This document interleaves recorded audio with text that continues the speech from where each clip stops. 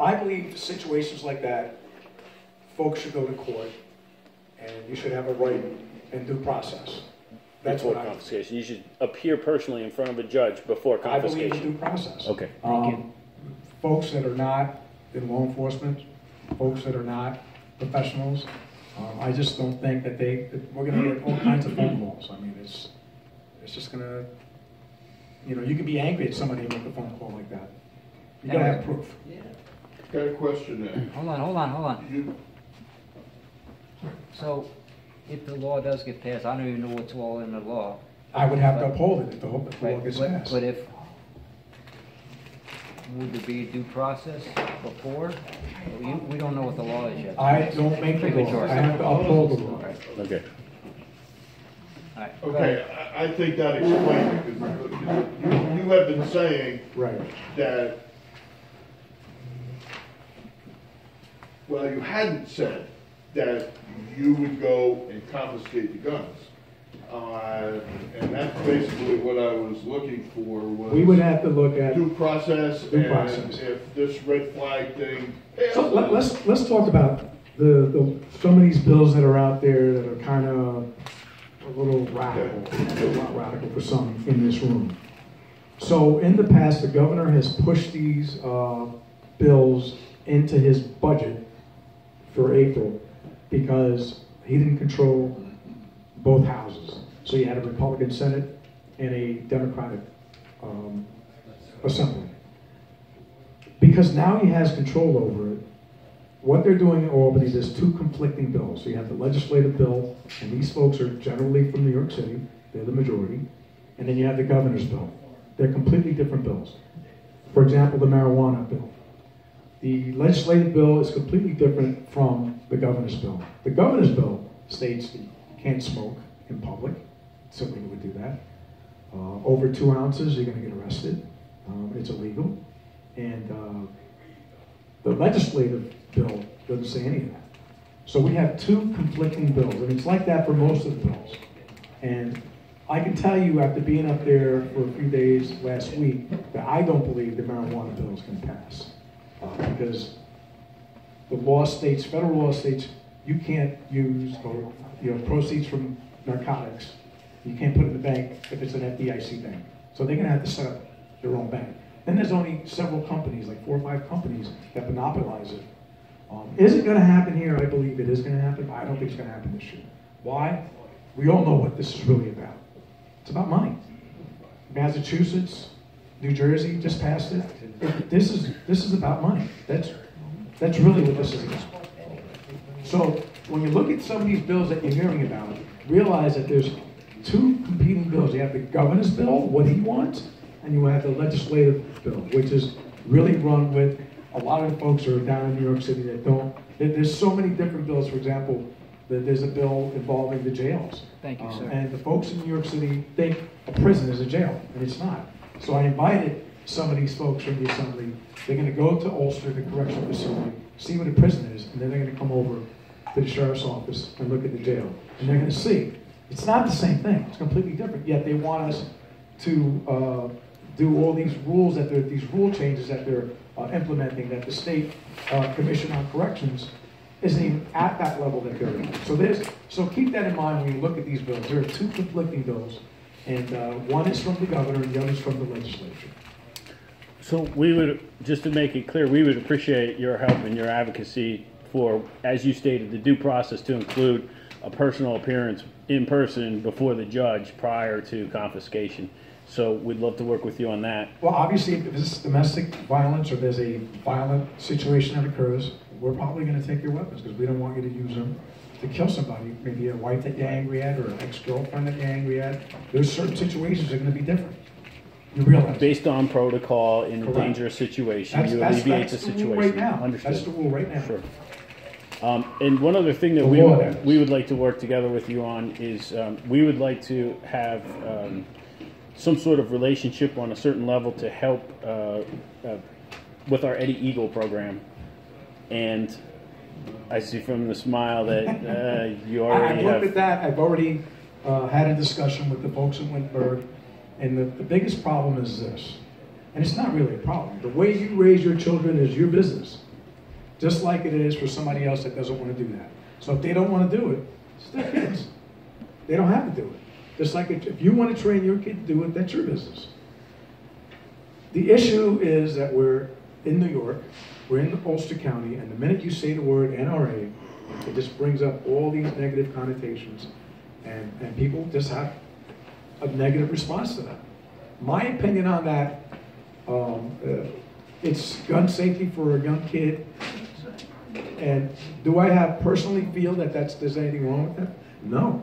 It's your prerogative to raise your kid the way you want to, but you cannot impose your will on others that don't want to do that. Why? Because this is America. Well, the program really isn't about training kids to become gunners. It's what to do. It's basically stop, drop, and roll. Right. They bring the fire trucks and the smoke machines to the schools so the kids can learn about fire safety. Sure. And this is just a different type of safety. It's a good process that is misunderstood. And you got to change the way you word it. Would you be willing to help us install that program, or on a certain level, on whatever terms you have? So I'm already in the process of dealing with some of the Wittenberg folks, and we're going to bring some parties. The interesting thing, remember I said put people in the box? The folks in Wittenberg made a great observation and a point. What they said was, because of the way the change of politics in this county, you feel you don't have a voice, and that you're in the box. I get it. I understand that. And so one of the things we're going to do is we're going to get folks in the middle, some on the left, some of your folks, and we're going to sit and not going to start off with a big group. It's just going to be 6 people, 6 leaders from each side. So you can at least start to talk and knock down the barriers. People don't talk the way they used to anymore. Everybody's on their phones, they're texting, they're on computers, they see what's on, they Google something, they see it, and they automatically think that's really what's going on. When in reality, it's not. I know the hard-working people in this room because I served with you both in the Marine Corps and in the state police. My views aren't exactly like yours, but I understand it. I know where you're coming from. I know you're misunderstood.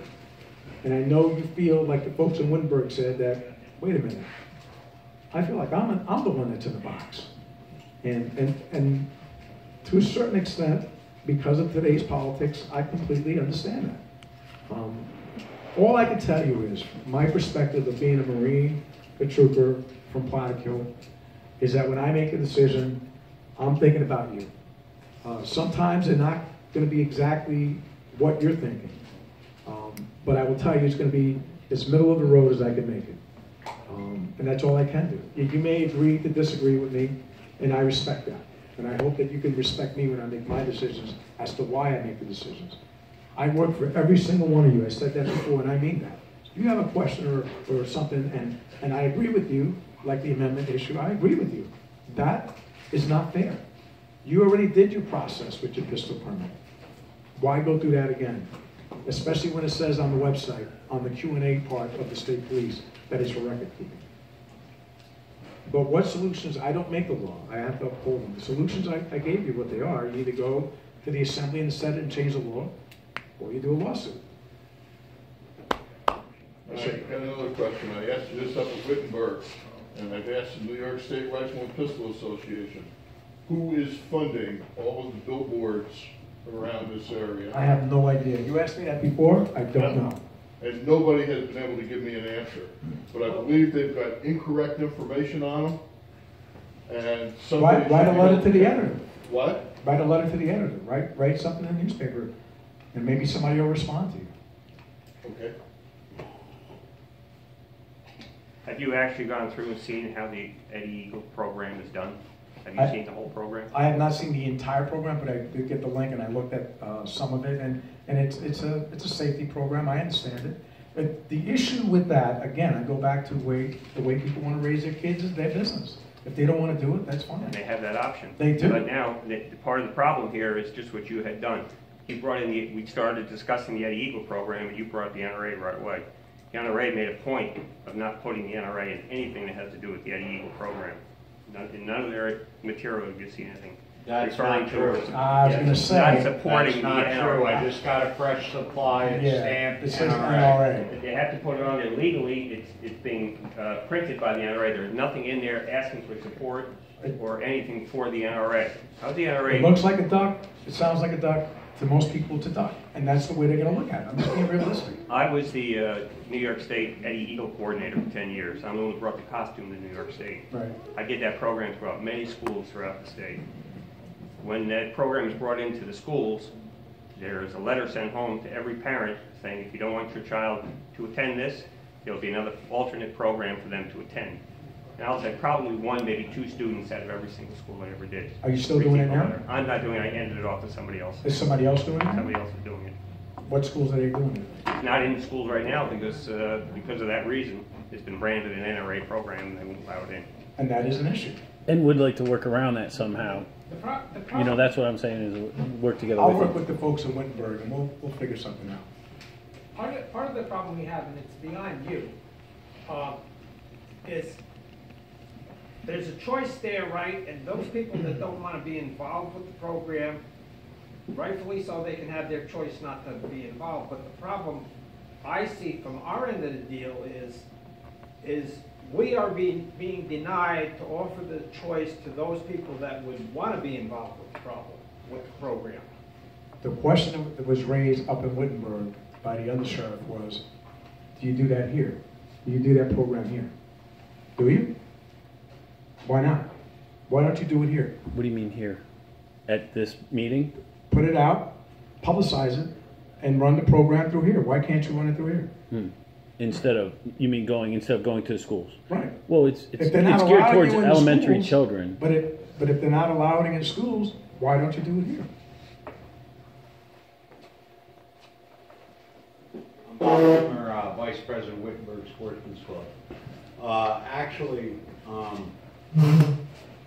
I wanted to get it into Onteora School, and I kept hitting roadblocks. So when I hit roadblocks, I try to find another path. I came tonight because I want to ask the Federation for use of the BB gun. Our local fire department has invited Wittenberg. Save that for later. I'm explaining something. Wittenberg to their event, which everybody in the community comes out to. And in that, Eddie Eagle program sent me 100 sets to hand out at that booth for kids when they come to that event. So if you get enough people in the community that are interested, maybe the whole community will go to the school board and say, hey, this is something you need to look into, regardless of whether it's stamped on the back where it says NRA or whatever. But at least we're trying. You keep putting it out there at different events. It's one way or another. Eventually it will end up in the school. You're not the only group that schools are not allowing. There's a group called Not My Child, and basically they educate people, brothers, sisters, mothers, adults, on the opioid epidemic. And the schools won't allow them in. The ages are 20 to 30 that these kids are dropping dead with overdoses, and the schools won't let them in. So you're not the only group that this is happening to. It's the society that we're living in today. It is. Are you a member of the NRA personally? I am not a member of the NRA. Rifle and Pistol Association? I am not. Okay.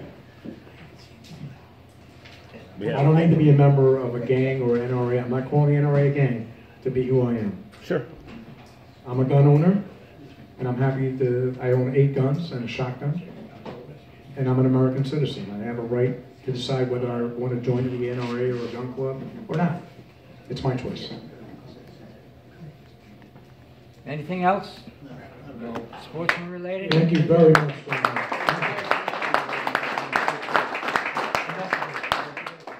In the trenches. Thank you very much, Juan.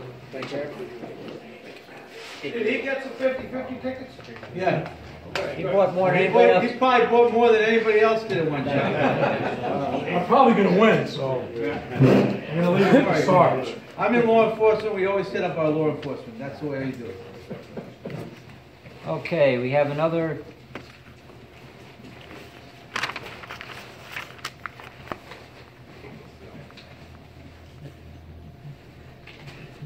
We have another guest speaker, Jack Hayes. Well, it was red and it wasn't. I'm learning about you. Can you wait a minute? I don't know. Maybe I should use it.